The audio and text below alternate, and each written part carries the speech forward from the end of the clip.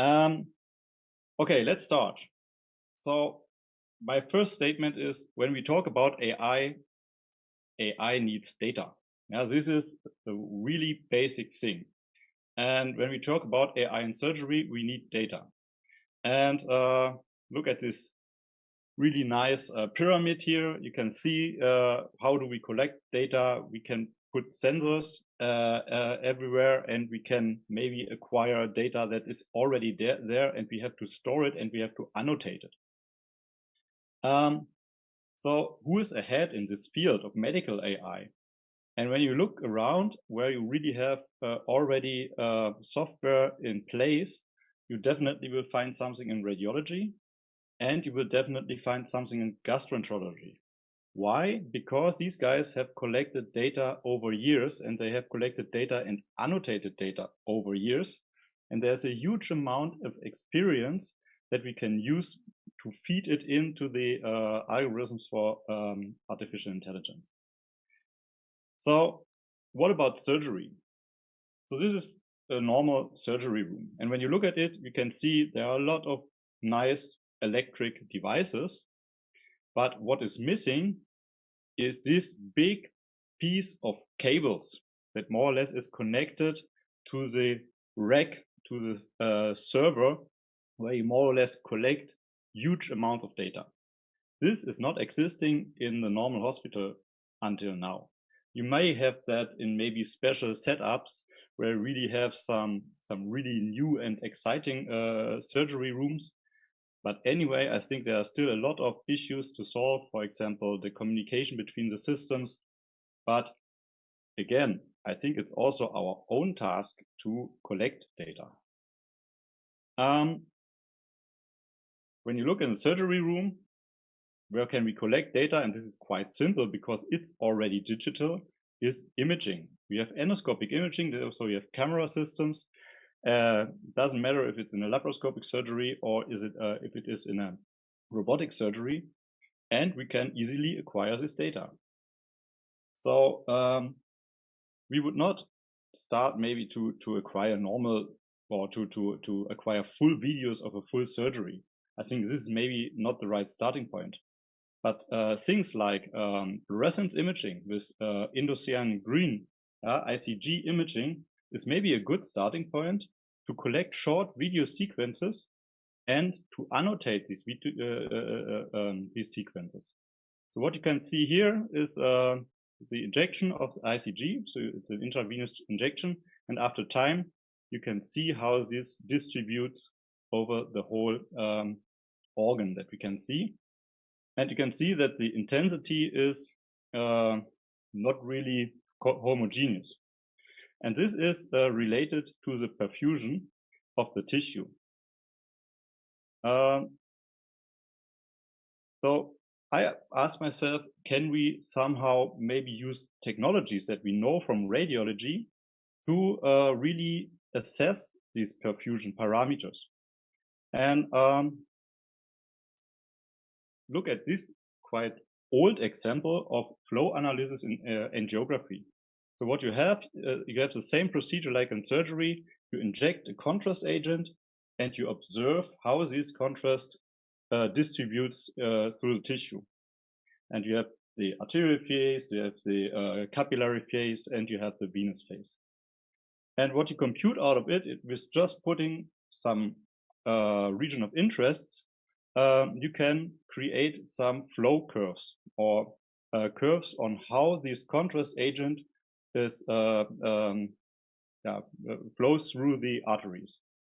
And based on these curves, you can detect the time to peak. So something that appears really early will have a peak really early in a big and a sharp peak in these curves.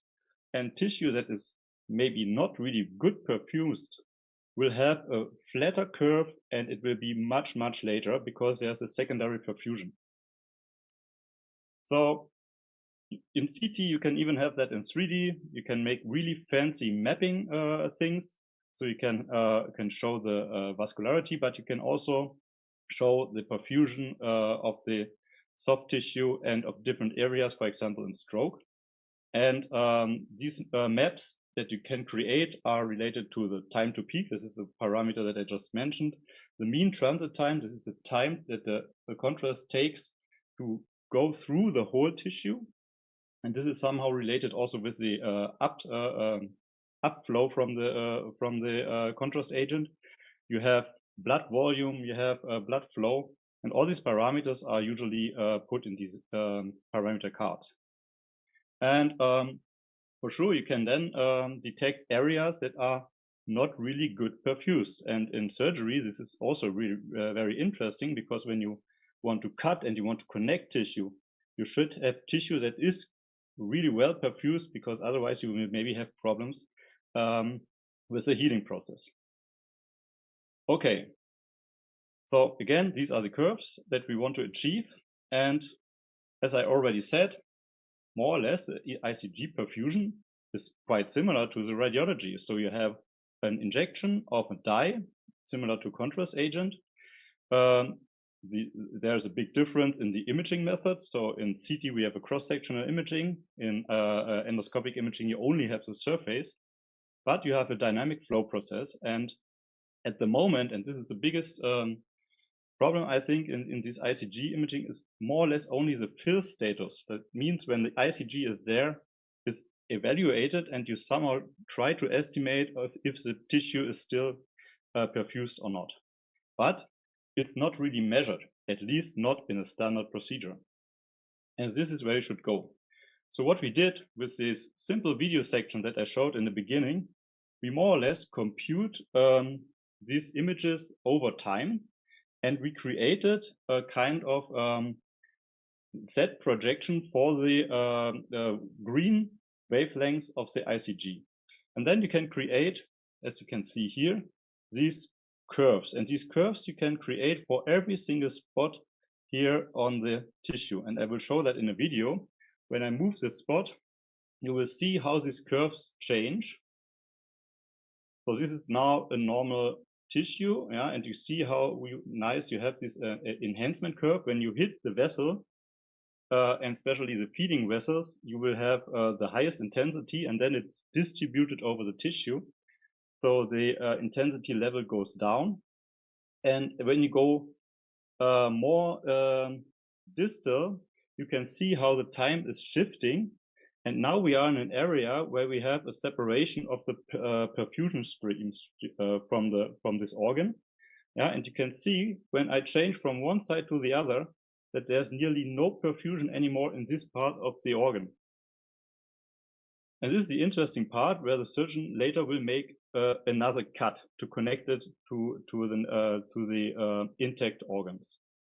Okay, so this is more or less the line that you want to identify. Okay, so what we did more or less is only taking these perfusion curves and selecting different parameters, similar to the parameters that you take in radiology. So you use the feeding vessel, and in the feeding vessel, as you can see here, you have a really, really early beginning of the contrast enhancement, and you have a sharp increase of the contrast enhancement. Now we take more or less not healthy tissue, but at least still good perfused part of the tissue here in this region. And we compare it just 2 centimeters by side with the perfusion in this region. And you can see that this is only half of the perfusion, and it's much, much, much later. We don't even get the full curve.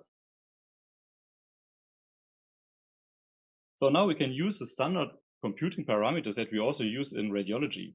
Yeah, we can take our curves here on the side and compare it with these parameters of maximum intensity, time to peak, the slope, and maybe also the egress rate and the ingress rate. And now the biggest part is we have to annotate these data. So what does it mean? Where would I cut? And these data is only valuable if you really have to learn the parameters that maybe will change our treatment decision. Okay, so as a conclusion, we have to standardize the data acquisition in the OR. We have to do it and we have to collect a lot of data, and we have to do the effort that we annotate the data. We have to collect the data from maybe these image data, for example, for like fluorescence imaging, and we have to collect the decisions and the experience and the outcome to connect that with the image data. And then we have a good basis to really put AI on it and maybe create an algorithm to give recommendations on and maybe maps on how to treat the tissue right. Okay, so that's my message. Let's make the surgery decision more quantifiable, and thank you for your attention.